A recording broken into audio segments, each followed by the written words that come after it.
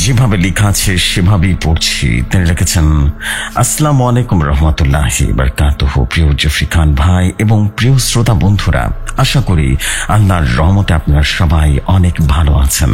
আমি মোহাম্মদ বাইজিদ বোস্তামি, জেলা সিরাজগঞ্জ সদর, গ্রাম দত্তবাড়ি, পেশায় ছাত্র।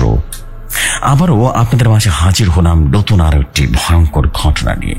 আমি গত এপিসোডে বলেছিলাম সামনে ভয়ঙ্কর একটি কবরস্থানের ঘটনা নিয়ে হাজির হব। আলহামদুলিল্লাহ, মহান আল্লাহ তাআলা আমাকে যেভাবে তৌফিক দিয়েছেন, আর তাই আজকে ভয়ানক সেই কবরস্থানের ঘটনা নিয়ে হাজির হলাম আপনাদের মাঝে। আশা করি আগের ঘটনাগুলোর মতো আজকের ঘটনাটিও আপনাদের কাছে অসম্ভব ভালো লাগবে। আমি গত এপিসোডে বলেছিলাম আমি আমার দুই বন্ধুর কাছ থেকে দুইটি ঘটনা কালেক্ট করেছি। তার মাঝে একজন ছিল মাদ্রাসার ছাত্র, আরেকজন ছিল মাদ্রাসার শিক্ষক। তো আপনারা তো গত এপিসোডে মাদ্রাসার ছাত্রের কাছ থেকে সংগ্রহ করা ঘটনা শুনেছেন, যার নাম ছিল 7 মাথার পিশাচিনী। আর আজকে শুনতে চলেছেন মাদ্রাসার শিক্ষকের কাছ থেকে শোনা ঘটনা।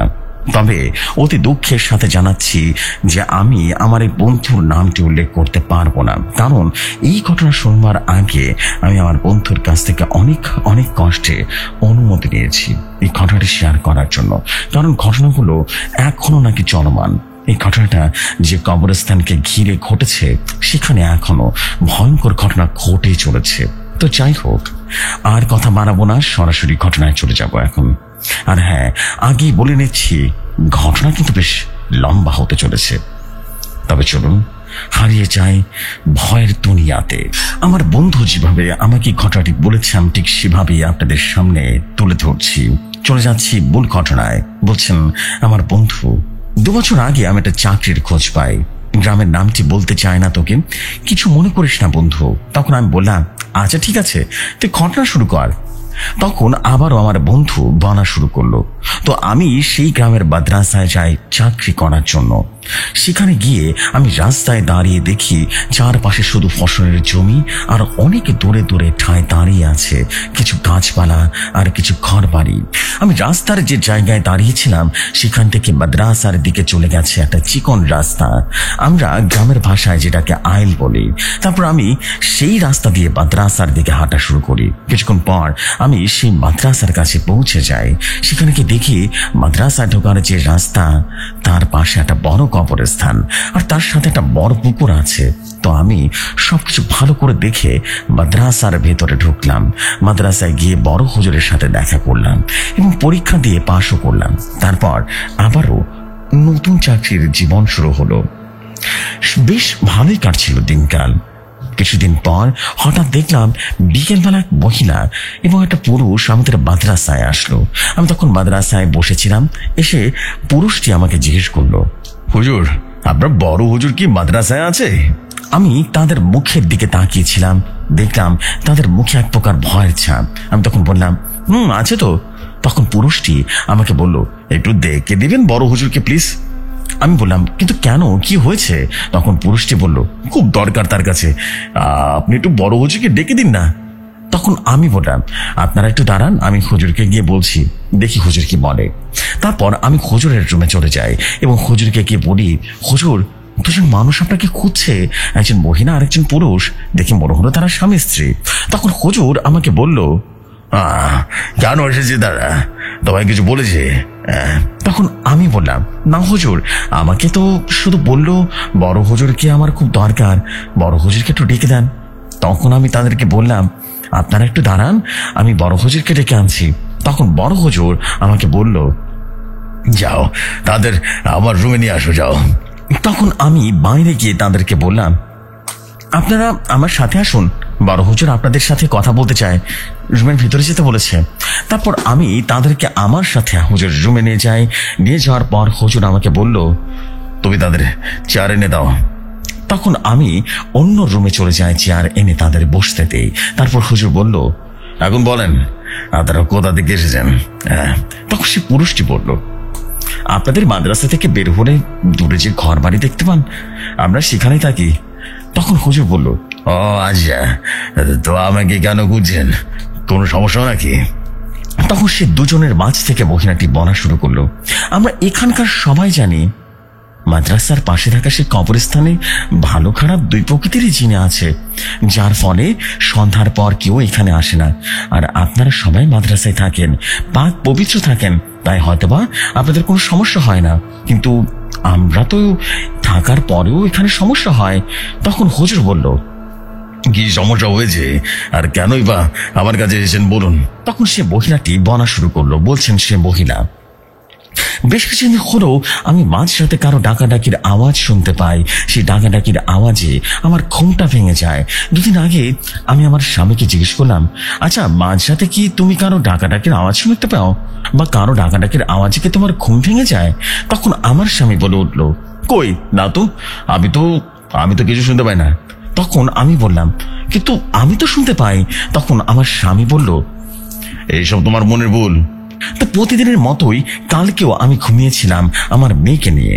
ও হ্যাঁ, আমার একটা ছোট্ট মেয়ে আছে, ওর বয়স 7 বছর, একটা মাত্র মেয়ে আমাদের। ওকে ওর দাদিমার কাছে রেখে আসছি।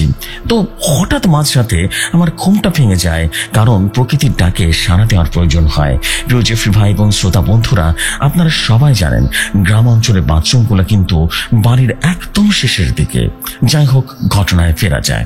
আমাদের বাড়ির বাথরুমটা একদম বাড়ির শেষের দিকে, যেখান থেকে আপনাদের মাদ্রাসার কবরস্থান সবকিছু ভালোভাবে দেখা যায়।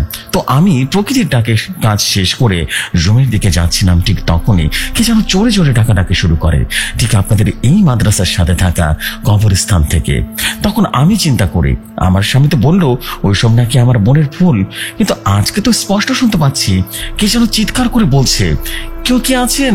আমি বিপদে পড়েছি, একটু সাহায্য করেন, আমার কাছে আসুন, একটু কেউ কি আছেন, একটু কাছে আসুন আমার। তখন আমার মাথায় এটা ছিল না, এই ডাকটা আমি প্রতি রাতেই শুনতে পাই। আমি কেমন জানি একটা ঘোরের মধ্যে পড়ে যায়, মনে হচ্ছিল কেউ বিপদে পড়েছে। ও হ্যাঁ, ডাকটা ছিল একজন পুরুষের।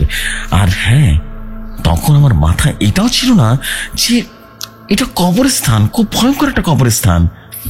এখানে যে প্রায় ভয়াবহ ঘটনা ঘটে, এসব কিছু আমি যেন মুহূর্তে ভুলে গিয়েছিলাম। তখন আমার মনে কৌতূহল জাগলো যে আজকে আমি কবরস্থানে গিয়ে দেখবো কে প্রতি রাতে চিৎকার করে আর ডাকাডাকি করে। তো যেই ভাবা সেই কাজ, আমি কবরস্থানের দিকে হাঁটা শুরু করলাম, যাতে রাতে সবকিছু যেন স্পষ্ট দেখা যাচ্ছে। আর তাছাড়া জমিগুলো সব ফাঁকা ছিল, ফসল নেই, তাই জমির ভেতর দিয়ে সরাসরি কবরস্থানের দিকে হাঁটা দিলাম। তবে হ্যাঁ, কে ডাকছিল তাকে দেখা যাচ্ছিল না, শুধু ডাকটাই শোনা যাচ্ছিল। তো আমি যখন হাঁটতে হাঁটতে কবরস্থানের একদম কাছাকাছি চলে আসছি, মানে যেখানে ডাকাডাকি হচ্ছিল বা যেখান থেকে ডাকাডাকির আওয়াজটা আসছিল, ঠিক তখনই সেই জায়গার কাছাকাছি চলে আসছিলাম। ঠিক তখনই ডাকাডাকির আওয়াজটা মুহূর্তে বন্ধ হয়ে যায় আর শুরু হয়ে যায় কান্নার আওয়াজ। তবে অবাক করা বিষয় হলো, কান্নার আওয়াজটি ছিল কোনো মেয়ে মানুষের। তখন আমার মাথায় আসেনি যে আমার সাথে স্বাভাবিক কিছুই ঘটছে না। আমি যখন একদম কবরস্থানের কাছে চলে আসি, ঠিক তখনই কান্নার আওয়াজটি বন্ধ হয়ে গেল আর শুরু হয়ে গেল হাসির আওয়াজ, হট্ট হাসির আওয়াজ। হঠাৎ করে দেখতে পেলাম আমার সামনে একটা অপবেশী দাঁড়ালো। কি ভয়ঙ্কর তার রূপ, কি বিভৎস দেখতে, মুখটা ঝলসানো, মুখের এক পাশ দিয়ে মাংস মনে হয় কেউ খুবলে খুবলে খেয়েছে। মুখের উপর থেকে মাংস বলতে কিছুই নেই, শুধু মুখের হাড়গোড়গুলো দেখা যাচ্ছিল, আর সারা শরীরে মাংস, একদম পচা গলা। কি বিভৎস পচা গলা গন্ধ। তার চোখগুলো লাল টকটকে হয়ে গেছে, মনে হচ্ছিল তার চোখের ভেতরে আগুন জ্বলছে। আমি এসব দেখে সেখানেই বমি করে ফেলি। আর ঠিক তখনই আমার যেন সবকিছুই মনে পড়ে গেল যে এই কবরস্থানটি খুব ভয়ঙ্কর, খুব একটা ভালো জায়গা এটা নয়। মনে পড়া মাত্র যেই না আমি বাড়ির দিকে দৌড় দিব, ঠিক তখন আমি লক্ষ্য করলাম আমি সেখান থেকে নড়তে চড়তে পারছি না, আমার পা দুটো যেন একদম মাটির সাথে আটকে গেছে। তখন সে ভয়ঙ্কর দেখতে অপরটি বিচ্ছিন্ন একটা হাসি দিয়ে বলল, কি রে, অবশেষে আমার কাছে চলে আসলি? জানিস অনেক হয়েছে, জীবিত মানুষের রক্ত খায় না অনেক দিন হয়েছে, আর তোর রক্ত খাবো, তারপর তোকে ছিঁড়ে ছিঁড়ে খাবো।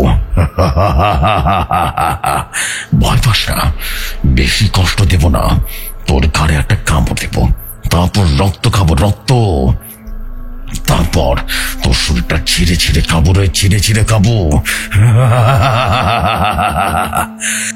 তখন আমি জ্ঞান হারিয়ে মাটিতে পড়ে যাই। তারপর আর কিছুই মনে নেই আমার। পরে আমার নিজেকে আবিষ্কার করি আমার রুমে, আমার বিছানায়। তারপর সে মহিলার স্বামী বলা শুরু করলো।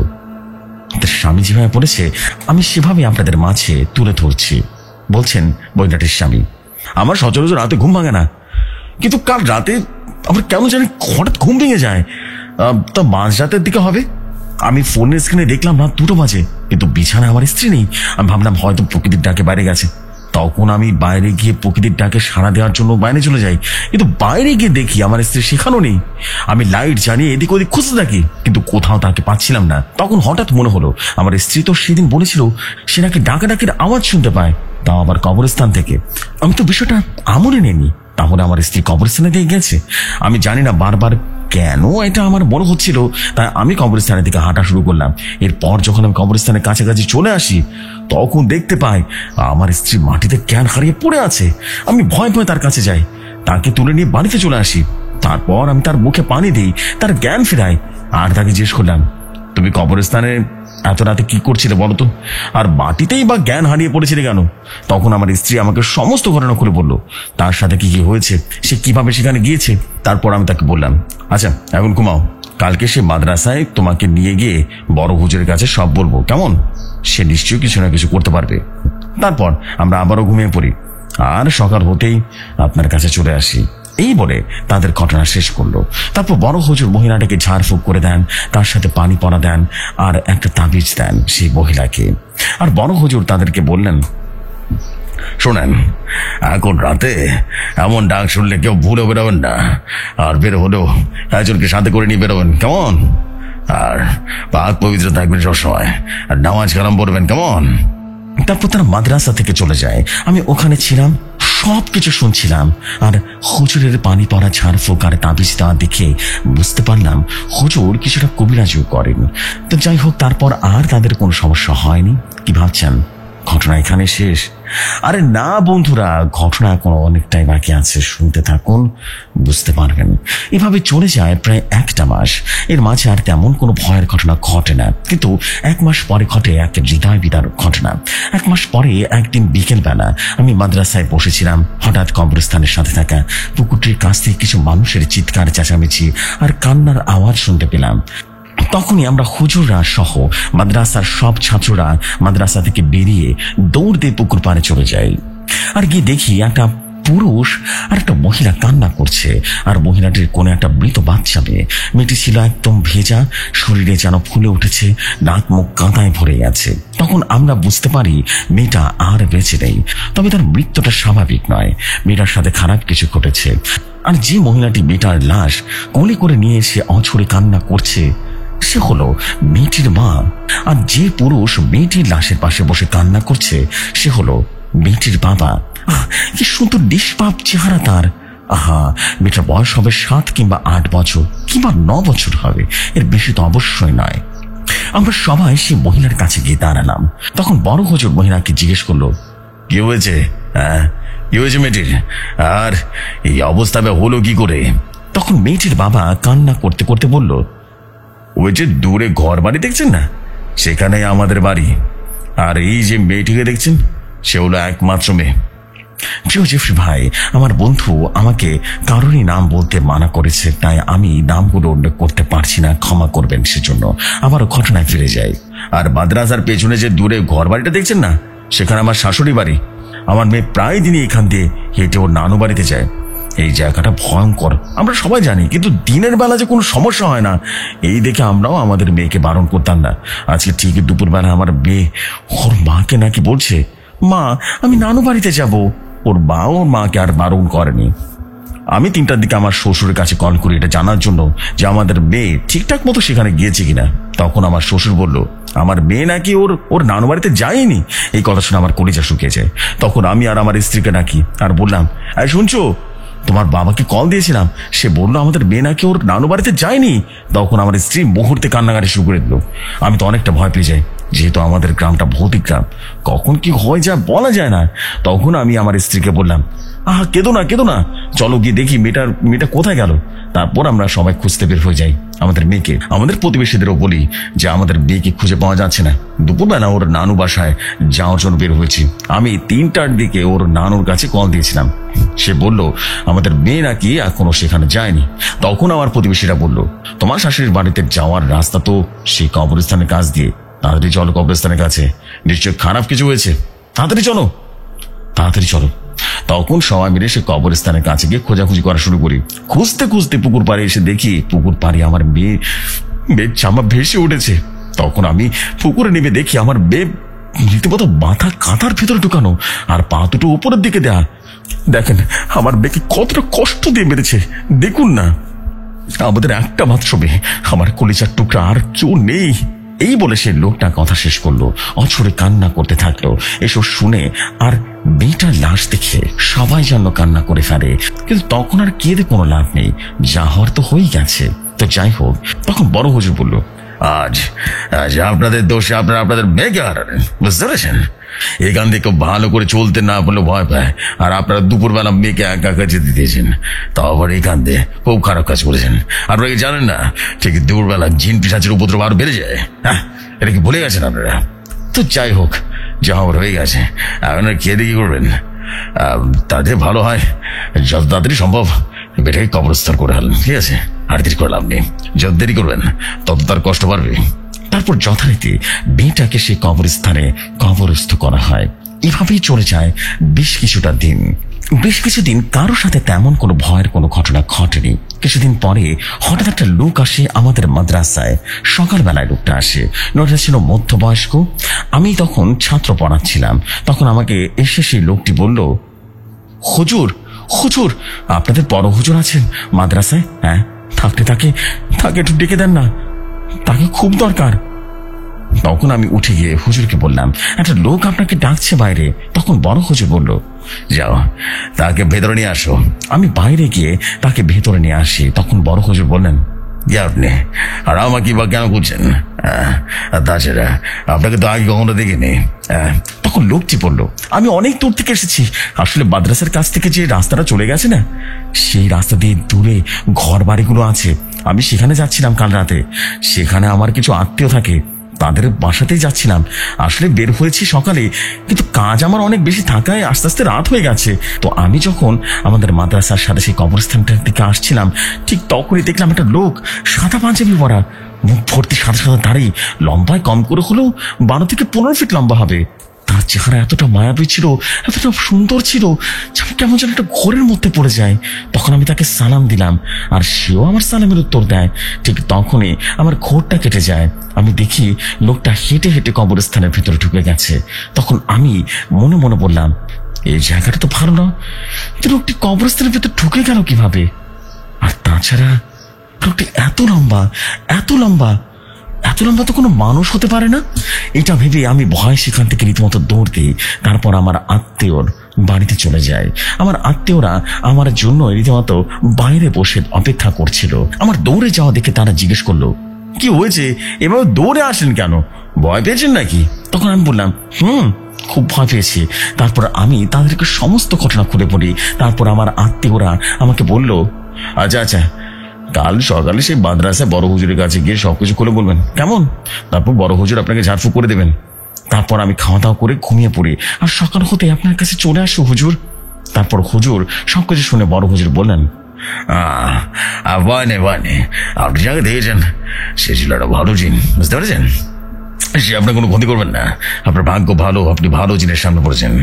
এখানে ভালো খারাপ দু রকমের জিন বসবাস করে। ভাগ্য ভালো ছিল, আপনার এই ভালো জিনের সাথে দেখা হয়েছে। যদি খারাপ জিনের পাল্লায় পড়তেন তাহলে খারাপ হয়ে যেত। তারপর বড় হুজুর তাকে ঝাড়ফুঁক করে দেন এবং বলে দেন, আপনার ভয়ের কিছু নেই, তবে এখান থেকে রাত রাতে না যাওয়াটাই ভালো, বুঝতে পেরেছেন?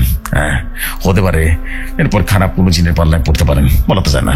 তারপর সেই লোকটি মাদ্রাসা থেকে চলে যায়। সেই লোকটির সাথে সেই ঘটনাটা ঘটার অল্প কিছুদিন পর ঘটে আমার সাথে একটা অদ্ভুত ঘটনা। তখন আমি বললাম, তোর সাথে আবার কি ঘটনা ঘটেছে রে?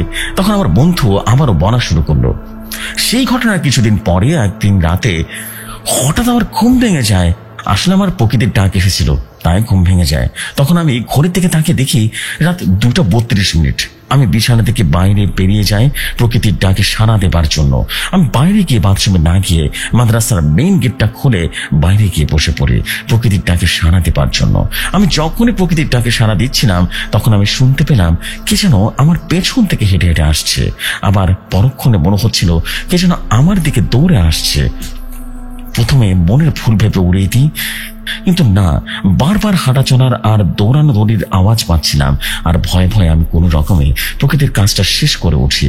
এক দৌড়তে রীতিমতো আমার রুমে চলে যায়, গিয়ে দরজাটা বন্ধ করে দেই।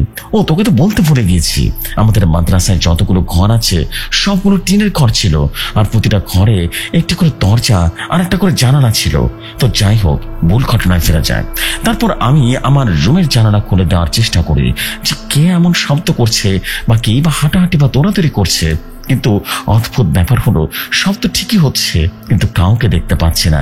তখন আমি আরো ভয় পেয়ে যাই আর দরজা জানালা বন্ধ করে বিছানায় গিয়ে কুটি মেরে শুয়ে থাকি আর দোয়া কালাম পড়তে থাকি। একটু পর শুনতে পাই কি যেন আমার রুমের টিনের উপরে শব্দ করছে। যেখান থেকে আমার ঘর শুরু হয়েছে সেখান থেকে শব্দ করতে করতে একবারে আমার জানালার কাছে আসলো। আবারও শব্দ করতে করতে জানালার কাছে রুমের শুরুর দিকে চলে যায়। আমি তখন এতটাই ভয় পেয়ে যাই যে কি করব কিছুই যেন বুঝতে পারছিলাম না। ভয় আমার মুখ দিয়ে কোনো আওয়াজ বের হচ্ছিল না, কিন্তু আমি মনে মনে ঠিক দোয়া কালাম পড়ছিলাম এবং কিছুক্ষণ পর শব্দটি বন্ধ হয়ে গেল। আমি ভয় ভয় বিছানায় শুয়ে পড়ি এবং দোয়া কালাম পড়তে থাকি। এইভাবে একটা সময় আমি ঘুমিয়ে পড়ি। তারপর ফজরের আজান শুনে আমার ঘুমটা ভেঙে যায়। তারপর আমি উঠে ফ্রেশ হয়ে ফজরের নামাজ পড়ে বড় হুজুরের কাছে যাই এবং কাল রাতে ঘটে যাওয়ার সমস্ত ঘটনা খুলে বলি। তারপর বড় হুজুর আমাকে পানি পড়া দেয়, ঝাড়ফুঁক করে দেয় এবং বড় হুজুর আমাকে বললেন, এখন থেকে রাতে বের হলে কাউকে না কাউকে ডাক দিয়ে তুলে তবে নিয়ে যাবে, কেমন? মনে রাখবে, একা বের হবে না। একা বেরোর কারণে কাল রাতে কিন্তু ভয় দেখেছি আপনাকে, তবে কোনো ক্ষতি করতে পারেনি, বুঝতে পেরেছেন? বড় হুজুরের কথা শুনে আমি আমার রুমে চলে আসি। তারপর আর তেমন কোনো ভয়ের ঘটনা ঘটেনি, তবে মাঝে মাঝে ভয় দেখানোর চেষ্টা করে, কিন্তু আমাদের অভ্যাস হয়ে গেছে। এই বলে আমার বন্ধু তার ঘটনা শেষ করেছিল। তো এই ছিল জেফরি ভাই আজকের ঘটনা। ঘটনাটি কেমন লেগেছে অবশ্যই কমেন্ট করে জানাবেন। আর প্রিয় জেফরি ভাই, ভুল ত্রুটি হলে ক্ষমা সুন্দর দৃষ্টিতে দেখবার অনুরোধ রইল। আজকের ঘটনাটির নাম দিয়েছি ভয়ঙ্কর কবরস্থান 1। সামনে নিয়ে আসতে চলেছি ভয়ানক কবরস্থান 2, এই নামক একটি ঘটনা। আশা করি সেই ঘটনাটি যেমন ভয়ঙ্কর হবে তেমনই লম্বা হবে, তাই সেই ঘটনাটি সামনের সপ্তাহে দেব বলে রেখেছি। আর একটা কথা, ঈদ স্পেশাল এপিসোড হিসেবে 2টা ভয়ঙ্কর স্টোরি কালেক্ট করেছি। আমার জন্য দোয়া করবেন, আমি যেন আপনাদের ভালো ভালো ঘটনা উপহার দিতে পারি। আর এই ঘটনার সত্যতা যাচাই করতে চাইলে আমাকে জানাবেন, কোনো সমস্যা নেই। আমি পুরো প্রুফ দিয়ে দিব এবং সাথে ছবিও দিয়ে দিব। প্রিয় জেফরি ভাই, লাভ ইউ ব্রাদার। আপনাকে কি বলে ধন্যবাদ জানাবো তা আমার জানা নেই। এত মায়াবী কণ্ঠ, এত সুন্দর ঘটনা কিভাবে উপস্থাপন করেন। You are the super hero. আপনার জন্য মন থেকে দোয়া করি, আল্লাহ যেন আপনাকে অনেক ভালো রাখে, সুস্থ রাখে, আপনার পরিবারকেও ভালো রাখে। প্রিয় শ্রোতা বন্ধুরা, আপনাদের জন্য দোয়া রইল, আল্লাহ যেন আপনাদের এবং আপনাদের পরিবারকে ভালো রাখে, সুস্থ রাখে। যাই হোক, অনেক কথা বলে ফেললাম। আপনারা অবশ্যই ভৌতিক কথার সাথে থাকবেন। আজকের মতো এখানেই শেষ করছি। আল্লাহ হাফেজ, আসসালামু আলাইকুম সবাইকে।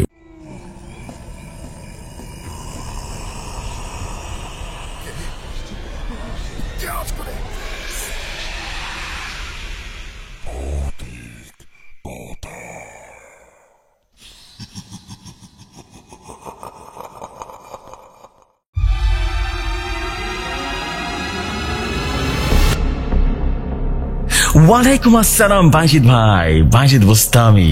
নামটা যেমন অসাধারণ, ঠিক ঘটনাও তেমন ভয়াবহ সুন্দর। এটাকে বলে নামের সাথে একটা পরিপূর্ণ মিলন। ওফ, হোয়াট এ স্টোরি ব্রো। একেবারে চোখের সামনে ঘটনাটা মানে দেখতে পাচ্ছিলাম। এতটা অসাধারণ ভাবে ঘটনাটা আপনি উপস্থাপন করেছেন, মানে দিস ইজ আউটস্ট্যান্ডিং। এক কথায় দিস ইজ আউটস্ট্যান্ডিং বলতে হবে। You are definitely super amazing story teller. বলতে কথা অসাধারণ ছিল। আপনি প্রথম ঘটনা থেকে শুরু করে এখন পর্যন্ত মোস্ট প্রবাবলি আপনার 3টে স্টোরি শেয়ার করা হয়েছে, আজকে নিয়ে 3 নম্বরের স্টোরি। এবং এর আগে প্রথম যে ঘটনা শেয়ার করা হচ্ছিল পিশাচের একটা ঘটনা, এরপরে 7 মাথার পিশাচ নিয়ে একটা ঘটনা ছিল, তার আগে একটা ঘটনা ছিল, আমি ঠিক নামটা মনে করতে পারছি না, বাট আপনার 3টে স্টোরি এতটাই ইউনিক ছিল, এতটা লম্বা ছিল, মানে হারহীন করা এক ভৌতিক অভিজ্ঞতা তো পাওয়া যায়, প্লাস একই সাথে ভয়ঙ্কর সুন্দর কিছু অনুভব করা যায়। মানে আপনার স্টোরি শুনলে যে কারোরই আপনার উপর ফিদা হয়ে যাবে, এতটুকু কনফার্ম, বিকজ আপনার স্টোরি অনেক বেশি জোস। ও ম্যান, ফাটাফাটি অসাধারণ ছিল ব্রো। আপনার কাছ থেকে আরো অসাধারণ সব ঘটনা আমি বিশ্বাস করি আমি পেয়ে যাবো, এবং আমি আপনার কাছ থেকে আরো অনেক ঘটনা চাই বেসিক্যালি, বিকজ আপনি সেই স্টোরি টেলার যাকে কিনা মানে অনেক যেটাকে বলে সাধনার পর পাওয়া যায়। বেসিক্যালি আপনার প্রথম স্টোরি অনেক আগে আপনি শেয়ার করেছেন, অনেকদিন পরে সেটা ডিস্ট্রেট হয়েছিল, সত্যি আপনার তুলনা হয় না, অসাধারণ একজন স্টোরি টেলার আপনি, মাশাআল্লাহ। আপনার পরবর্তী ঘটনা অপেক্ষা থাকলাম, কবরস্থান 2 এক্স্যাক্টলি, অ্যান্ড আই হোপ কবরস্থান 2 বা ভয়ঙ্কর কবরস্থান 2 উড়ে যাবে। সো আপনার পরবর্তী ঘটনার অপেক্ষায় রইলাম, এর সাধারণ কিছু হয়ে যাবে। আমি চলে যাচ্ছি পরবর্তী ঘটনায়।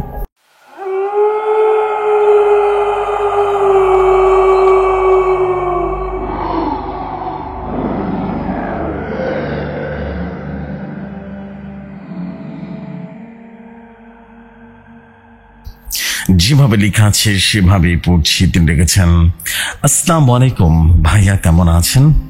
আশা করি ভালো আছেন। এখন আমি যে ঘটনাটা শেয়ার করব এটি সম্পূর্ণ আমার নিজের লেখা ঘটনা। আশা করি ঘটনাটি আপনার কাছে ভয়ঙ্কর রকম সুন্দর লাগবে। তো বেশি কথা না বলে ঘটনা শুরু করি। আমরা 4 বন্ধু ছিলাম, আমি, রাজু, আবিদ আর রিয়াজ। আমাদের মধ্যে আবিদ জিন ভূতে বিশ্বাস করতো না। একদিন আমরা চায়ের দোকানে বসে সিগারেট ধরিয়ে টান দিতে আড্ডা দিচ্ছি। বলে রাখি ভাইয়া, আমাদের সিগারেট খাওয়ার কথা দোকানদার ছাড়া কেউ জানতো না, এখনো জানে না। ঘটনায় ফিরে যায়, সেদিন আড্ডার ফাঁকে হঠাৎ জিন ভূত নিয়ে আলোচনা শুরু হলো। আমরা 3 জন জিন ভূতে বিশ্বাস করলেও কোনোদিন দেখিনি, আর আবিদ তো বিশ্বাসই করে না। হঠাৎ রাজু বলে উঠলো, চল একদিন ভূত দেখতে যাই। আমি বললাম, কোথায় যাবি? তেমন কোনো জায়গার কথা জানা আছে নাকি? রিয়াজ তখন বলল, ও কচুর বিল আছে না, সবাই বলে ওখানে নাকি অনেকে জিন থাকে। তাই আমরা সবাই মিলে ঠিক করলাম একদিন ওই কচুর বিলে যাব। যেই ভাবা সেই কাজ, একদিন সবাই মিলে বের হয়ে গেলাম। এক বন্ধুর জন্মদিন, আমরা তার বাড়িতে যাব, আর কাল আসবো বাড়িতে। এই বলে সবাই চলে আসলাম। এসে জড়ো হলাম চায়ের দোকানে। শীতের সময় তাই বেশি করে জামা কাপড় পরে এসেছি সবাই। এবার চায়ের দোকান থেকে 5 থেকে 6 প্যাকেট সিগারেট নিয়ে, সাথে টুকটাক খাবার নিয়ে রাত 8টার দিকে চলে গেলাম কচুর বিলে। কচুর বিলে 2 থেকে 3টা ঘের আছে, মানে অনেক বড় করে মাছের চাষের জন্য পুকুরগুলো সেটা থাকে আর কি। আমরা গিয়ে উঠলাম একটা ফাঁকের টঙে, চারপাশে বসে আড্ডা দিচ্ছি। বেশ অনেক সময় কেটে গেল। তখন রাত 1:26 মতো বাজে। হঠাৎ রাজু বলে উঠলো, এই ওটা কি?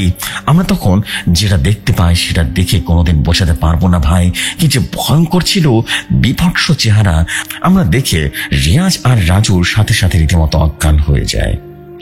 সেই ভয়ঙ্কর অবয়বটা গর্জন দিয়ে বলল, তোরা এখানে কেন এসেছিস জানোয়ারের বাচ্চা? এই বলে অবয়বটা যখনই আমাদের উপরে ঝাঁপিয়ে পড়তে যাবে, ঠিক তখনই একটা সাদা চুপ্পা পাড়া হুজুর কোথা থেকে যেন এসে বলল, তুই এইখান থেকে চলে যা। তখন সে ভয়ঙ্কর অবয়বটা বলে উঠল, তুই এইখানে কেন এসেছিস রে জানোয়ারের বাচ্চা? সব এখান থেকে যাবো না, দেখে তুই কি করতে পারিস? তখন সে হুজুরের মতো রীতিমতো অবয়বটা রীতিমতো একটা যেন বিড়বিড় করে পড়লো এবং সেই অবয়বটার গায়ে ছিটিয়ে দিল। আর তখন সেই জিনটা ছটফট করতে করতে চলে গেল, কিন্তু যাওয়ার আগে বলে গেল চিৎকার করে, আমি তোদের কাউকে ছাড়বো না। এত কিছু দেখে আমি সহ্য করতে না পেরে জ্ঞান হারিয়ে ফেলি। কি ভাবছেন ঘটনা এখানে শেষ? ঘটনা শেষ হলে ভালোই হতো, কিন্তু এখানে শেষ হলো না। পরে জ্ঞান ফিরে দেখি আমি বিছানায় শুয়ে আছি, আমার পাশে আম্মু, আব্বু, নানা, নানি, আরো বেশ কয়েকজন মানুষ, সাথে একজন হুজুরও বসে আছে। তখন আম্মু বলল, আমার নাকি আজ 5 দিন পর জ্ঞান ফিরেছে। এটা শুনে আমি তো হতভম্ব হয়ে যাই। তার মানে আমি 5 দিন ধরে অজ্ঞান হয়েছিলাম। তখন আমি আমার বন্ধুদের কথা জিজ্ঞেস করলে তিনি বললেন যে আমাদের 4 জনকে বিলের পাশে নাকি অজ্ঞান অবস্থায় পাওয়া যায়। আমাদের জামা কাপড় নাকি ছেঁড়া ছিল আর অনেক জায়গা আঘাতের চিহ্ন ছিল। তখন কবিরাজ বলল, তোমাদের ভাগ্য ভালো ছিল, সেদিন তোমরা বেঁচে গেছো, বুঝতে পারছো? না হলে তোমরা সেদিন সেখানে মৃত্যু হয়ে যেত। তোমাদের ভাগ্য ভালো থাকার কারণে ভালো জিন ওই পথে যাচ্ছিল। তখন সেই জিনটি তোমাদের উপরে বিপদ দেখে রীতিমতো সাহায্য করতে এগিয়ে এসেছিল, কিন্তু তোমাদের বিপদ এখনো সম্পূর্ণ কেটে যায়নি। আমি পানি পড়া দিচ্ছি, 2টো তাবিজ দিতেছি। 14 দিন এই পানি পান করবে আর সম্পূর্ণ 2 বছর একটি তাবিজ হাতে পেতে রাখবে, তাহলে ইনশাল্লাহ ভালো হয়ে যাবে।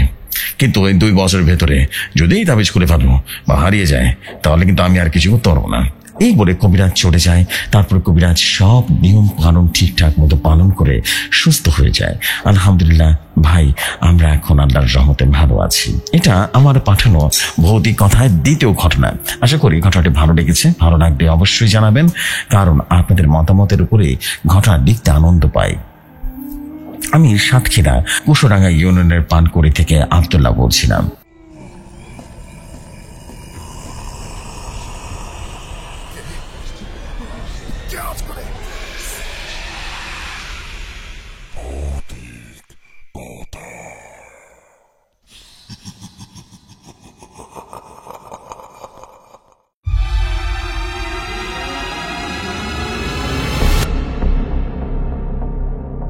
থ্যাংক ইউ ভেরি মাচ আমাদের আব্দুল্লাহ ভাই ফর ইউর স্টোরিটা আসলেই ভালো ছিল।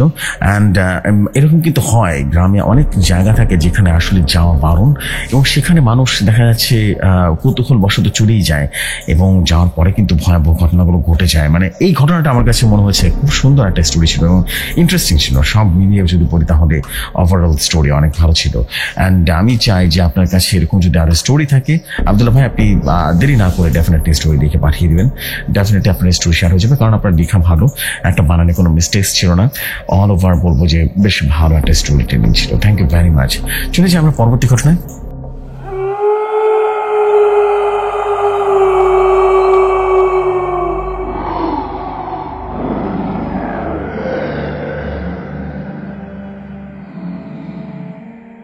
যেভাবে লেখা আছে সেভাবেই পড়ছি। আসসালামু আলাইকুম জফর ভাই, আশা করি অনেক ভালো আছেন।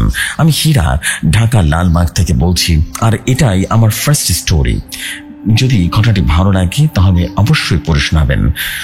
ঘটনাটা হচ্ছে আমাদের পাশের বাড়ির রাত 4টা বাজে একটা মহিলা বাইরে বের হয়। মহিলাটির নাম ছিল ফাহিমা। একটা কথা বলতে গেলে তাকে আমি আন্টি বলে ডাকি। তো আন্টি যখন বাইরে বের হয় তখন আন্টির কানে কানে কেউ ফিস করে কথা বলে, এই মহিলা চলে যা, আমি বলছি চলে যা, না হলে এখান থেকে বেঁচে ফিরতে পারবি না। তখন ওই আন্টি একটু ঘাবড়ে যায় আর মনে মনে ভাবে হয়তো এটা আমার বোনের ভুল। তো আন্টি টয়লেটের সামনে যেই না টয়লেটে ঢুকবে ঠিক তখনই আওয়াজটা আবারও ফিসফিস করে কিছু কথা বললো। এবার বলল যে এই মহিলা, এইটা বলে রীতিমতো ভয়ঙ্কর একটা হাসি দিল আর বলল, তোকে না আমি নিষেধ করেছিলাম, ঘরে চলে যা, এখন তোর কি হবে? এটা বলে রীতিমতো বিচ্ছিন্ন একটা হাসি দিল। এবার আন্টি একটু ভয় পেয়ে যায় আর ভয় বলল, তুই কে? তখন সে আওয়াজটা ফিসফিস করে আবার বলল, আমি তোর মৃত্যু। তখন আন্টি যেই না ঘরে যাবে তখনই আন্টির সামনে একটা ছায়া মূর্তি এসে রীতিমতো দাঁড়িয়ে যায়। তো আন্টি ওই ছায়া মূর্তিটাকে দেখে ওখানে অজ্ঞান হয়ে যায়। তো পরের দিন সকালবেলা আন্টি নিজেকে নিজের ঘরে দেখতে পায়। তো আন্টির জামাই, মানে আমি তাকে আঙ্কেল বলে ডাকি, তো আঙ্কেল আন্টিকে বলল, কি হয়েছে তোমার? তো তখন আন্টি বলল রাতে যা যা ঘটেছিল তার সমস্ত ঘটনা বলল। তখন আঙ্কেল আন্টির বাবাকে ফোন দেয়, এবং এখানে একটা কথা বলে রাখি, আন্টির বাবা ছিল একজন কবিরাজ, ওনার নাম ছিল কাদির, তবে ওনাকে সবাই কাদের কবিরাজ বলে ডাকতো। তো তখন আঙ্কেল কাদির কবিরাজকে ফোন দেয়, মানে আন্টির বাবা তো ফোন দিয়ে যা যা হয়েছিল সমস্ত ঘটনা খুলে বলে। তখন কবিরাজ বলল, সবই তো বুঝতে পারলাম, কিন্তু ফাহিমা রাতে বের হয়েছে কেন? তখন আঙ্কেল বলল, ওর নাকি পেটে ব্যথা করছিল, তাই টয়লেটে যাচ্ছিল। তখন কবিরাজ বলল, আচ্ছা আমি আসছি, তোরা একটা কাজ করো, আরে যায় না আমার কিনে আনো, আর হ্যাঁ, যার আওয়াজ চা একদমে কিনবে, ঠিক আছে? তখন আঙ্কেল বলল, আচ্ছা ঠিক আছে, আপনি আসেন না, আমি সবকিছু রেডি করে রাখছি বলে ফোনটা কেটে দিল। যখনই আঙ্কেল পিছনে তাকালো আর পিছনে তাকিয়ে যেটা দেখলো সেটা দেখবার জন্য প্রস্তুত ছিল না। আঙ্কেল পিছনে তাকিয়ে দেখলো ফাহিমা আন্টি শূন্যে ভাসছে আর চোখ মুখ দিয়ে রীতিমতো রক্ত টল টল করে বিছানায় পড়ছে। তো তখন আঙ্কেল কি করবে, এক প্রকার দিশেহারা হয়ে গেল। তখনই ঘরে প্রবেশ করলো কবিরাজ, মানে আন্টির বাবা। ঘরে প্রবেশ করার সাথে সাথে আন্টি বিছানায় ধাপ করে পরে অজ্ঞান হয়ে যায়। তখন কবিরাজ বা আঙ্কেল মিলে রীতিমতো আন্টিকে জ্ঞান ফিরিয়ে আঙ্কেল, আন্টি আর কবিরাজ তিনজন এক খাটে রীতিমতো একসাথে বসালো গোল হয়ে। তিনজন তিন জায়গায় বসে যায়। এক সাইডে যায় নামাজটা বিছিয়ে রাখলো। কবিরাজ আগে থেকে জানতো যে আন্টিকে কেন ধরেছে, আর এই জিনটা হলো একটা মুসলিম জিন। আন্টি যখন টয়লেটে যাচ্ছিল তখন আন্টির চুলগুলি রীতিমতো খোলা ছিল, যেটা ওই জিনটার ভালো লাগেনি। আর এইসব কথা জানতে পেরেছে কবিরাজ নিজের বন্ধু জিন থেকে। তো তখন সূরা পাঠ করা শুরু করলো। 5 মিনিট পর জিনটা রীতিমতো এসে যায়, নামাজের উপরে বসে কবিরাজ কিছু বলার আগে জিনটা বলে উঠলো, কবিরাজ আপনার কিছু কথা বলা লাগবে না, আমাকে 2 কেজি মিষ্টি দিলেই আমি চলে যাব। তখন কবিরাজ বলল, আচ্ছা ঠিক আছে, তা নয় দিব, কিন্তু আর কখনো ভয় দেখাতে পারবে না, আর এমনিতে ভুলটা আমার মেয়ের। তো তখন 2 কেজি মিষ্টি আনলো। 10 মিনিটের ভেতরে মিষ্টিটা জায়নামাজের উপরে রাখতেই মিষ্টির পোটলাটা গায়েব হয়ে গেল। তখন কবিরাজ বলল, জিনটা চলে গেছে, আরে রাতে বের হলে শরীরটা সবকিছু ঠিকঠাক করে তবে বের হবে, ঠিক আছে? শরীর বন্ধ করে দিবে। জেফরি ভাই, এটাই ছিল আমার ঘটনা। যদি ভালো লাগে পড়ে শোনাবেন, কততম এপিসোডে ছাড়বেন অবশ্যই জানিয়ে দেবেন। আসসালামু আলাইকুম, সবাই ভালো থাকবেন, ভালো রাখবেন আপনার চারপাশকে। কেমন হয়েছে ঘটনাটি জানাবেন কমেন্টে।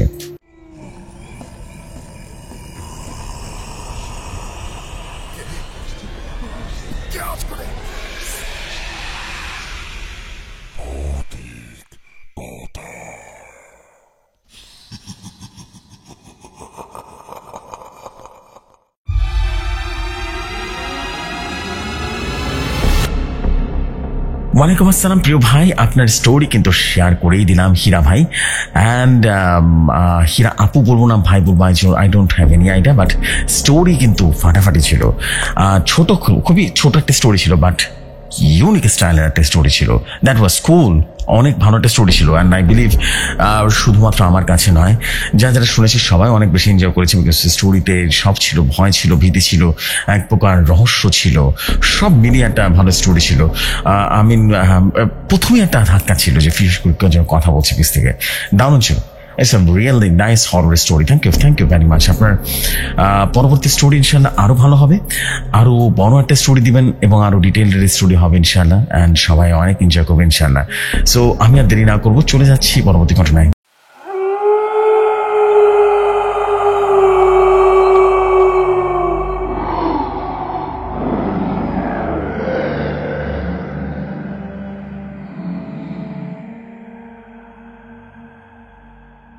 ঘটনাটা আমার কাছে যেভাবে এসেছে আমি ঠিক সেভাবে পড়ছি। তিনি লিখেছেন, আসসালামু আলাইকুম প্রিয় জসু ভাই, এটা আমার প্রথম ঘটনা ভৌতিক কথাতে। আমার নাম ইমন বিশ্বাস, আমার বাসা যশোর নিউ মার্কেটে।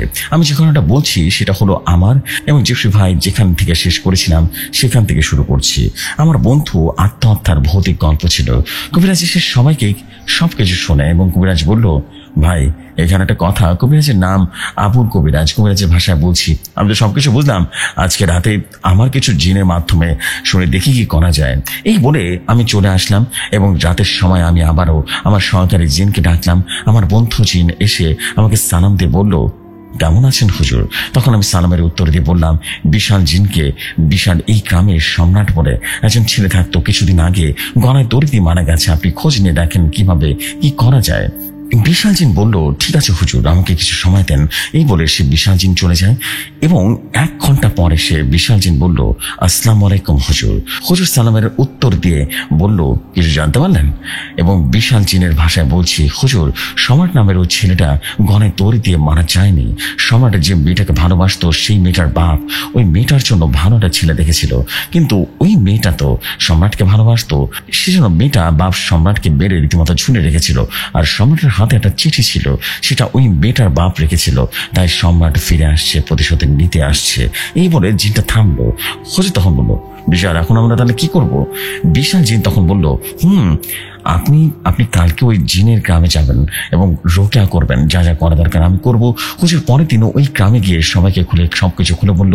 হুজুরের ভাষায় বলছি, আপনাদের আর চিন্তা করতে হবে না, আজকে সম্রাটকে মুক্তি করে দেব।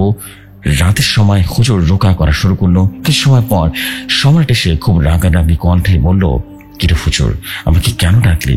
হুজুর বলল, এ যাস তুই? হ্যাঁ, সত্যি করে বল, এ যাস? তো কিন্তু মেরে ফেলেছিল, তাকে তুই মেরে ফেলেছিস, আবার কি চাস? হ্যাঁ। সম্রাট তখন বলল, আমার এখনো প্রতিশোধ শেষ হয়নি, এখনো কিছুটা বাকি আছে, তাদেরকে শেষ করব, তারপর আমি যাব। এর মাঝে তুই যদি আসিস তাহলে তোকেও শেষ করে দেবো। তখন হুজুর বলল, তুই কি ভালো ভালো যাবি না, তোকে বন্দি করে রাখবো কোনটা? খুব রাগেরাগি কণ্ঠে সম্রাট বলল, তুই আমাকে কি বন্দি করবি? আমি তোকে মেরে ফেলবো। পেছন থেকে রীতিমতো বিশাল জিন বলে উঠল, যদি তোর সাহস থাকে তাহলে হুজুরের গায়ে হাত দিয়ে রাখা।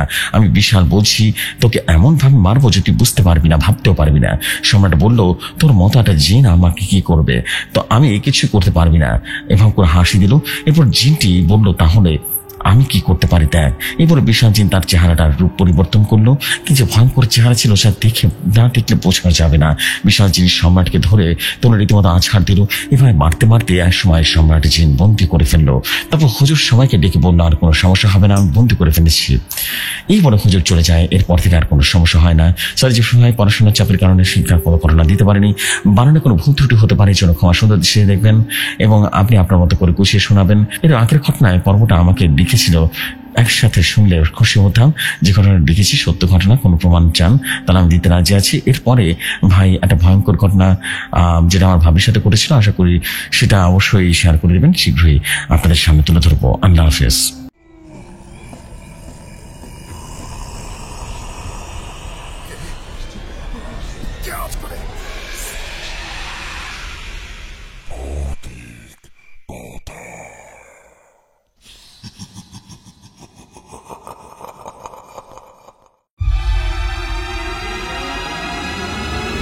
ধন্যবাদ আপনাকে স্টোরির জন্য, বাট আপনি কোন স্টোরি শেয়ার করছেন আমি সেটাই জানি না। আপনার স্টোরি আমি কিভাবে পড়বো জানি না, কোথা থেকে কি বললেন আমি জানি না, কোন বন্ধুর আত্মহত্যার ঘটনা শেয়ার করেছেন সেটাও জানি না, বুঝতেও পারিনি আমি ঘটনাটা, বিকজ আপনি স্টোরির আগামাথা প্রথম থেকে কিছুই বলেন নাই, জাস্ট শুরু করে দিচ্ছেন। হ্যাঁ, ওখান থেকে শুরু হয়ে গেছে। কে কি কানেক্ট করবে আপনার স্টোরির সাথে? ভাই আপনার স্টোরি কখন শেয়ার হয়েছিল একটু সেটাও বলেননি, যে কতম এপিসোডে শেয়ার হয়েছিল এটাও কিন্তু আপনি ক্লিয়ার করে বলেননি। সো আপনার স্টোরি কিভাবে আমি বোঝাবো মানুষকে? সো এনিওয়েজ আপনি লিখেছেন, স্টোরিটা শেয়ার করে দিচ্ছি, এতটুকু পর্যন্তই। ভালো থাকেন ইনশাআল্লাহ। পরবর্তী স্টোরি এক খণ্ডে শেয়ার করবেন, একবারে শেয়ার করুন, বড় করে শেয়ার করবেন। আশা করছি তখন সবাই মোটামুটি একটু হলে আপনার স্টোরি বুঝতে পারবে। আমি আপনার স্টোরি বেসিক্যালি কিছুই বুঝতে পারিনি এখানে, তারপরও শেয়ার করে দিয়েছি ভাই, আপনার উপর ভালোবাসা রেখে বা শ্রদ্ধা করে শেয়ার করে দিয়েছি। Thank you very much. চলে যাই পরবর্তী ঘটনায়।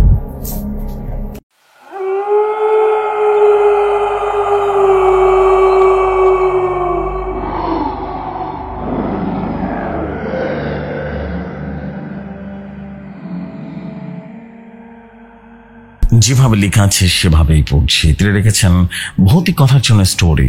আসসালামু আলাইকুম জসু ভাই, আমার নাম শফিকুল ইসলাম, আমার বাড়ি সিলেট। এটা আমার প্রথম গল্প, আমার নিজের লেখা গল্প। গল্পটা আমার আক্তার দাদার কাছ থেকে শুনেছি। চলে যায় ঘটনায়।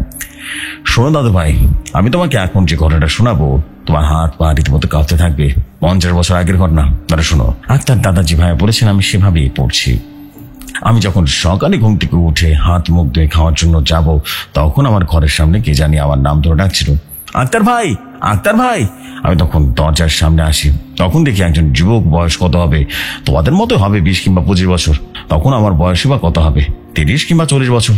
আমি বললাম, কি হয়েছে আপনারা? তখন সে বলল, আপনার নাম কি আক্তার হুজুর? তখন আমি বললাম, হ্যাঁ আমার নাম আক্তার, কি হয়েছে বলেন। হ্যাঁ, ওই যুবক যেভাবে বলেছেন আমি সেভাবে বলছি। তাহলে শোনেন, আমার পরিবারের সদস্য 4 জন। আমি, আমার মা, ছোট বোন আর আমার বাবা। একদিন আমি আর আমার ছোট বোন বিকেল 6টা কিংবা 7টা হবে এরকম সময় আমাদের লোক ছুটে খেলছিলাম। হঠাৎ করে দেখি আমাদের ছোট বোন পুকুর পাড়ে রীতিমতো চলে গেছে। আমি তার কাছাকাছি যেয়ে বললাম, কিরে তুই এইখানে কেন? তখন আমার ছোট বোন বলল, ভাইয়া দেখো এখানে না কিছু দেখা যায়। আমি তখন বললাম, কই কিছু তো দেখতে পাচ্ছি না। সে বলল, দেখো না, আমি তো দেখতে পেলাম। তখন আমি বললাম, আরে কিছু না এসব। তখন আমি আর আমার ছোট বোন বাড়িতে চলে আসলাম, হাত মুখ ধুয়ে খেতে বসলাম। খাওয়া দাওয়া শেষ করে আমরা রীতিমতো সবাই একসাথে গল্প করতে করতে বসলাম। হঠাৎ করে আমার বোন বলে উঠলো, আম্মু আমার মাথা ব্যথা করছে। আমার মা তখন বলল, ঘুমাতে যা, সব ঠিক হয়ে যাবে। আমরা সবাই রুমে গিয়ে শুয়ে পড়লাম। হঠাৎ করে আমার বোন রাত কটা হবে, 12টা কিংবা 12:30, চিৎকার করে উঠলো। সাথে সাথে আমরা রীতিমতো সবাই চলে গেলাম তার রুমে। গিয়ে বললাম, কি হয়েছে? তখন সে বলল, আমি স্বপ্নে দেখেছি আমি আমার রুমে একটা ছায়া এসে আমার গলা টিপে ধরলো। আমি যখন চিৎকার দিতে যাব তখন আমার মুখটা রীতিমতো জাঁতা দিয়ে ধরে রেখেছে। আমি তখন নাড়াচাড়া করতে পারছি না। হঠাৎ আমার ঘুমটা ভেঙে যায়। তখন আমি ছেড়ে দিলাম। তারপর আমার মা তার সাথে ঘুমালো। এরপর একটা সপ্তাহ পার হয়ে গেল, কিছু হলো না। এরপর আমার বোন পাগলের মতো আচরণ করলো। আমার মা তার কাছে গিয়ে বলল, কি হয়েছে মা তোমার? আর আমার বোন তখন বলল, এই আমার গায়ে হাত দিবি না। আমার আম্মু তখন বলল, তার মনে হয় জিনের আচর করেছে। আমার বাবাকে বলল, তুমি তাড়াতাড়ি করে হুজুর আনো। তখন আমার বোন বলল, কি রে, আমার জন্য হুজুর আনবি? যা আন, গিয়ে তাহলে নিয়ে আয়। রাখ হুজুর, আর তোর মেয়ে কেউ বাঁচবে না, বাঁচবে না। এই হাসির শব্দ শুনে সবাই যেন অজ্ঞান হওয়ার মতো অবস্থা হলো। তারপর হুজুর বাসায় আসার পর আমার বাবাকে সালাম দিল, আসসালামু আলাইকুম।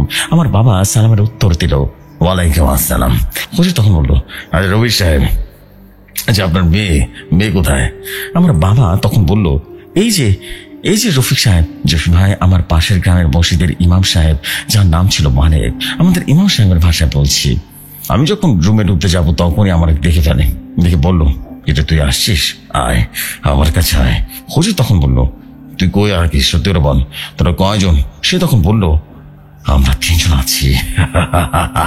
বড় হুজুর কোরআন তেলাওয়াত পড়ে পানি পড়া দিল তার শরীরে। ও দিতে না দিতে তেমন হুজুর রীতিমতো লাথি মারলো। হুজুর দূরে গিয়ে পড়লো আর বলল, আমি পারবো না, এটা আরেকজন কবিরাজ দেখো, বড় কবিরাজ দেখো, এটা ভয়ঙ্কর এক জিন। আমরা তখন বললাম, কবিরাজ কোথায় পাবো? তখন হুজুর বললেন, আমার জানার মতো একজন কবিরাজ আছে, তার ঠিকানা দিচ্ছি, তার কাছে চলে যাও। তার কাছে গিয়ে বলো আপনার সমস্যা হয়েছে, সেটা ব্যবস্থা করে দিবে। হুজুর ঠিকানায় আমি আপনার কাছে চলে আসলাম। এখন ভাই, আপনি একমাত্র আমাদেরকে দয়া করতে পারেন, আমার বোনকে বাঁচান, আপনি কিছু করেন ভাই, কিছু একটা করেন।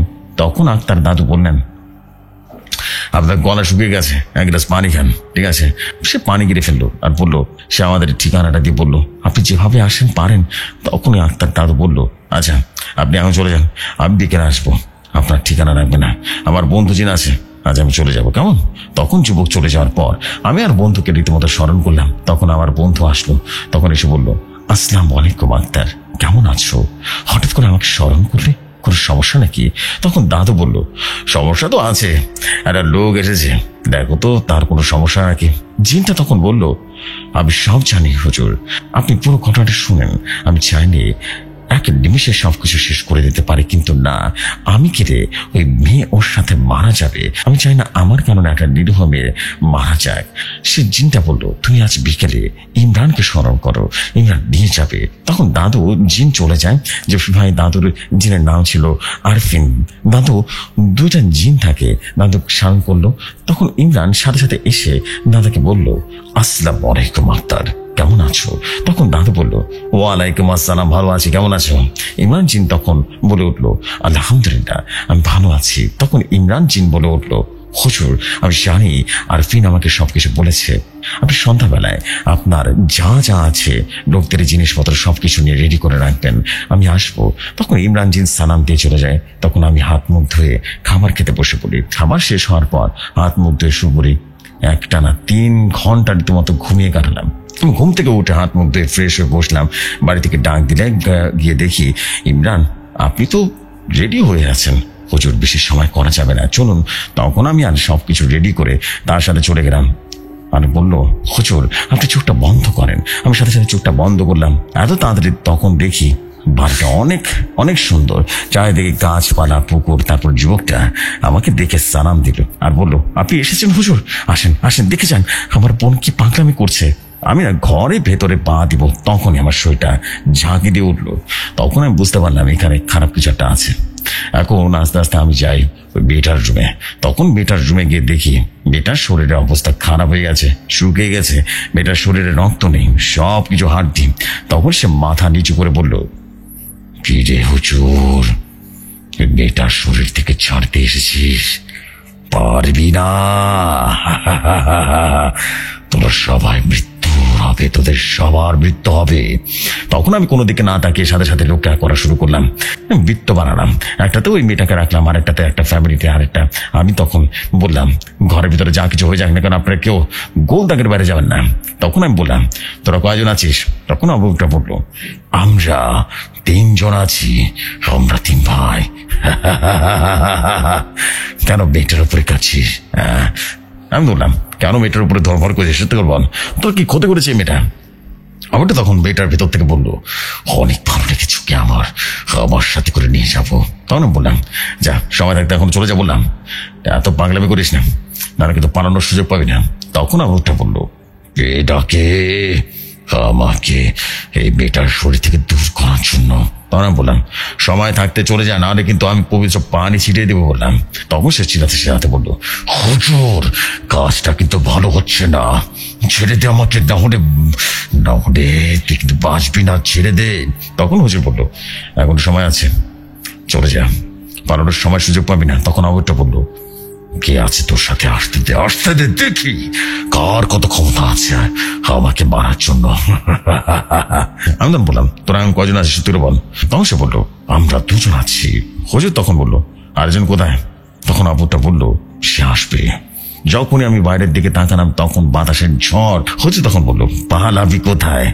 তখন দেখতে পেলাম ইমরান জিন এসে গেছে এবং এসে বললে, কি রে শয়তান, আমার বন্ধুর গায়ে হাত দিচ্ছিস, আজকে তোকে জীবিত রাখবো না। তখন আবুটা বললো, গায়ে সাহস থাকলে আয় আমার সাথে মোকাবেলা করতে। তখন ইমরান জিন একটা দানবীয় রূপ নিল, তার হাতের রান্দাটা নিল, ঝলমল করছিল। দুজনে এক ভয়াবহ যুদ্ধে লিপ্ত হলো এবং দেখতে পাচ্ছিলাম, শুধু শব্দ শুনতে পাচ্ছিলাম। আমি দেখি ইমরান ক্লান্ত হয়ে গেছে। তখন ইমরান বলল, হুজুর আমি আর পারবো না, তারা 3 জন, আমি একা, আপনি তাড়াতাড়ি আফরিনকে ডাকুন। মনে মনে আমি আফরিনকে ডাকছি। পরে দেখি বাইরের আবহাওয়া অনেক ভয়াবহ হয়ে গেল, চুরমার, সবকিছু ভেঙে চুরমার হয়ে গেল। এখন মনে হচ্ছিল ঘর বাড়ি পড়ে যাবে। এমন সময় আবহাওয়া তখন একটু একটু করে দেখি ঘরের ভিতরে আলো আসলো, আলো থেকে এক ভয়াবহ রূপ নিয়ে বেরিয়ে এলো। তখন দেখি এটা কেউ না, আরফিন, আমার বন্ধু। তখন আমি বললাম, শয়তান এখন কোথায় পালাবে? হ্যাঁ, আমার বন্ধু এসে গেছে, দেখ আমার বন্ধুকে দেখি ভয় লাগছে, তাই না? এখন দেখ কি করে। তখন আমার বন্ধু বললো, শয়তানের অনুসারী, তুমি আমার বন্ধুর গায়ে হাত দিয়েছিস, এত সাহস তোর, আজ তোকে জীবিত থাকতে দেব না রে, আমি দেব না। তখন হুজুর বলল, আমি দেখি আরফিনের ভয়াবহ রূপ, যা বোঝাতে পারবো না। কি ভয়াবহ রূপ দেখে মনে হচ্ছে না একেবারে অজ্ঞান হয়ে যাব, এবং ফ্যামিলির 4 জন অজ্ঞান হয়ে গেছে। আরফিনের এই রূপ দেখে যখন দেখি পেছনে রীতিমতো 4টা হাত হয়ে গেছে, হাতের মধ্যে থেকে তালোয়ার যেন ঝিলমিল করছিল, একখানে রীতিমতো বেঁধে ফেললো। এবং আরফিন তখন দেখি তার পিছনে রীতিমতো তালোয়ারটা লাফ দিয়ে 3 জন একসাথে বুকে ঢুকিয়ে দিল। তখন দেখি ঢুকিয়ে দেওয়ার সাথে সাথে শব্দ করলো, আর সবকিছু আগের মতো ঠিক হয়ে গেল। তখন আরফিন বলল, হুজুর সবকিছু ঠিক হয়ে গেছে, এখন আপনি তাদেরকে পানি পড়া দিয়ে চলে আসুন। আমি তখন বললাম, আরফিন সাহেব, আপনি কখনো তো দেখিনি আপনাকে, আমি ভাবতে পারিনি আপনার এরকম ভয়াবহ রূপ আছে। তখন একটা মুচকি হাসি দিল আর বলল, হুজুর এই সামান্য রূপ দেখে আপনি ভয় পেয়ে গেছেন, আমার আসল রূপ দেখলে আপনি হয়তো বা হার্ট ফেল করতে পারেন।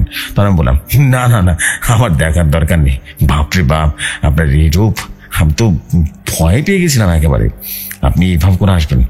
তখন সে বলল, হুজুর এখনকার মতো বিদায় নিচ্ছি, আসসালামু আলাইকুম। তাদেরকে বললাম, আর কোনো সমস্যা নেই, ইনশাআল্লাহ সবকিছু ঠিক হয়ে যাবে। তখন তারা আমাকে ধন্যবাদ দিল, কিছু টাকা দিল। আমি তখন বললাম, টাকা লাগবে না, এতিমখানা বা মাদ্রাসায় দান করে দিবেন, আমি আসি, আসসালামু আলাইকুম। ইমরান সাহেব বলল, আপনার লাগেনি তো হুজুর, আমার কিছু হয়নি, আপনি ঠিক আছেন তো? আচ্ছা আপনাকে বাড়িতে দিয়ে আসি বলে ইমরান জিন আমাকে বাড়িতে পৌঁছে দিল। তো দাদু ভাই এখানে শেষ, যা ঘুমাতে যা, আরো অনেক সময় অন্য ঘটনা শোনাবো না, ঠিক আছে, বড় বড় ঘটনা শোনাবো, আজকের মতো এখানে বিদায় না, যা ভালো থাক, অনেক ঘুমাতে হবে, যা ঘুমা। তো যে সময় এই ছিল ঘটনা, যদি ভালো লাগে পড়ে শোনাবেন।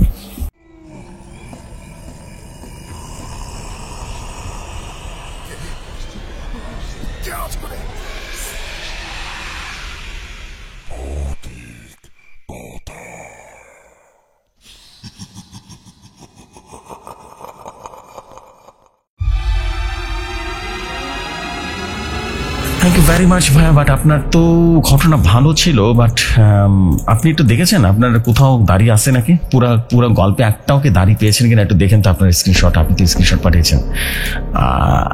আপনি মানে আপনারা যখন ঘটনা পাঠান তখন এই ভুলটা কেন করেন আমি জানি না। মানে দাড়ি কমা থাকবে না কেন? একটা একটা প্যারাগ্রাফ কখনো দাড়ি কমা ছাড়া হয় কোনোদিন দেখেছেন? মানে এটা কেমন একটা ব্যাপার না, একটা না একটা গল্প হয়ে যাচ্ছে, এটা তো কেমন কষ্টদায়ক না? সো আমি বলবো যে আপনারা অবশ্যই স্টোরি সুন্দর সুন্দর স্টোরি লেখেন, but this is undoubtedly the very very sad thing যে আপনারা দাড়ি কমা ঠিকঠাক মতো দেন না। দ্যাটস স্টোরি পড়তে অনেক কষ্ট হয়ে যায়, বিরক্ত ধরে যায় এক প্রকার, যে কি পড়ছি আমি, মানে বুঝে বুঝে পড়তেও কষ্ট হয়ে যায়। সো আমি বলবো যে ডেফিনেটলি এরপর চেষ্টা করবেন যেন দাড়ি কমা ঠিক থাকে ভাই, এটা খুব বেশি দরকার আসলে। নাহলে আসলে একটা গল্প পড়ার মজা নষ্ট হয়ে যায়। এত ভালো ভালো গল্প থাকে, গল্প মোটিভটাই থাকে না, আসলে কি পড়ছি না পড়ছি বোঝা যায় না। সো বলবো যে এরপর থেকে আপনি ডেফিনেটলি যখন ঘটনা পাঠাবেন ডেফিনেটলি আপনারা চেষ্টা করবেন যে যেন সেটা ক্লিন থাকে, আপনাদের দাড়ি কমা যেন ঠিকঠাক মতো শুদ্ধ থাকে। সো আশা করছি বুঝতে পেরেছেন। আমি আর দেরি করবো না, আমাদের প্রথম পর্ব অর্থাৎ 762তম এপিসোডের প্রথম পর্ব এখানে শেষ করবো। প্রথম পর্ব হচ্ছে প্রথম খণ্ড এখানে শেষ করছি। এখনই শুরু হবে দ্বিতীয় খণ্ড। আশা করছি দ্বিতীয় খণ্ডের স্টোরিগুলো আপনাদের কাছে অনেক ভালো লাগবে। দেরি করবো না, এখনকার মধ্যে এখানেই বিদায় নিচ্ছি। কথা হবে আগামীকাল। ততক্ষণ সব ভালো থাকুন, সুস্থ থাকুন। আসসালামু আলাইকুম, শুভরাত্রি সবাইকে।